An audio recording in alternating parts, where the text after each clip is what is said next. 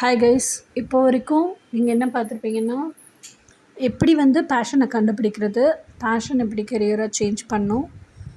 So பேஷனை கெரியராக change பண்ணால் எல்லா ஸ்டெப்லேயும் காசு வேணும். ஸோ அந்த காசை மேனிஃபெஸ்ட் பண்ணுறதுக்கு ஆர்டிஃபிஷியல் மேனிஃபெஸ்டேஷன்னா என்ன, எப்படி அந்த ஜாபை ஆர்டிஃபிஷியலாக மேனிஃபெஸ்ட் பண்ணணும், இதெல்லாம் பார்த்துருப்பீங்க. இப்போ உங்களுக்கு ஜாப் மேனிஃபெஸ்ட் ஆயிடுச்சுன்னு வச்சுக்குவோம். 1 மந்தில் ஒரு மேனிஃபெஸ்ட் ஆயிடுச்சு அப்படின்னு சொன்னால், இப்போ மேனிஃபெஸ்ட் ஆகிடுச்சு, மேனிஃபெஸ்ட் ஆகி வேலைக்கு போகிறீங்க.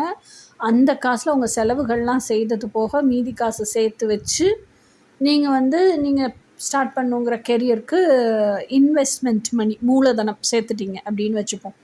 மூலதனம்லாம் சேர்த்ததுக்கப்புறம் உங்கள் கெரியரையே உங்கள் ப்ரொஃபஷனை, உங்கள் பேஷனையே உங்கள் கெரியராக ப்ரொஃபஷனாக ஸ்டார்ட் பண்ணுறீங்க. ஸ்டார்ட் பண்ணதுக்கப்புறம் இம்மீடியட்டாக அது ஃப்ளரிஷ் ஆகிடாது இல்லை, it will take some time இல்லையா? ஸோ அது அந்த அளவுக்கான இப்போ நீங்கள் ஒரு ஜாபில் இருக்கீங்க. அந்த ஜாப் உங்களுக்கு மந்த் ஆன் மந்த் காசு கொடுத்துட்டே இருக்குது. இப்போ நீங்கள் 65,000 ஃபிக்ஸ் பண்ணியிருக்கீங்கன்னா, அந்த 65,000 அந்த ஜாப்லேருந்து உங்களுக்கு கிடச்சிக்கிட்டே இருக்குது. அதனால் இப்போ ஷார்ட்டேஜ் வரல, மணி ஷார்ட்டேஜ் வரல, ஃபினான்ஷியலாக ஸ்டேபிளாக தான் இருக்கீங்க.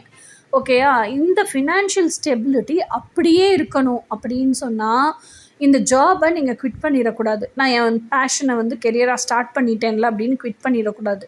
ஃபஸ்ட்டு இந்த பேஷனை நீங்கள் இப்போ கெரியராக ஸ்டார்ட் பண்ணியிருக்கீங்கல்ல, அதில் கொஞ்சம் கான்சென்ட்ரேட் பண்ண ஆரம்பிங்க. கொஞ்சம் கொஞ்சமாக கான்சென்ட்ரேட் பண்ணி அதில் அந்த ப்ராடக்டோட லான்ச்சிங்கு, அது எப்படி மார்க்கெட்டில் இருக்க மற்ற ப்ராடக்ட்ஸை விட நம்ம யூனிக்காக இருக்கலாம், இதெல்லாம் எப்போவுமே அந்த திங்கிங் உங்கள் மைண்டில் ஓடிட்டே இருக்கணும். நீங்கள் என்ன தான் ஒரு கம்பெனியில் வேலை செஞ்சாலும் உங்கள் பேஷனை பற்றினதும், அதை எப்படி இம்ப்ரவைஸ் பண்ணுறதுங்கிறத பற்றினதும் உங்களுக்கு ஓடிக்கிட்டே இருக்கணும். ஸோ தட் அதுக்கான ஐடியாஸு, ஹூக்ஸ் எல்லாம் வச்சு அட்வர்டைஸ்மெண்ட்ஸ் மாதிரி நீங்களே பேசி ரெக்கார்ட் பண்ணி வீடியோஸாக ரிலீஸ் பண்ணுங்கள். ஸோ சேல்ஸ் பிக்கப் ஆகட்டும். சேல்ஸ் எல்லாம் பிக்கப் ஆகி இப்போ நீங்கள் பார்க்குற ஜாபில் ஒரு 65,000 மாதம் கிடைக்கிது பாருங்கள்.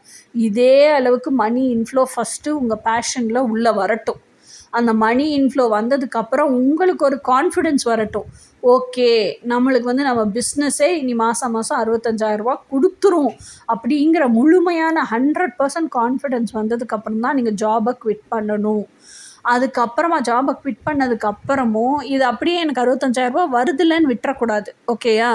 வந்ததுக்கப்புறமும் இன்னும் நான் என்ன இம்ப்ரவைஸ் பண்ணிக்கணும், இன்னும் என்னோடய இதை எப்படி யுனிக்காக கொண்டு வரணும், என்னோடய ப்ராடக்ட்ஸும் மக்களுக்கு தகுந்த மாதிரி எப்படி கொடுக்க கற்றுக்கணும், இதெல்லாம் கொடுக்க தான் you'll start growing and expanding.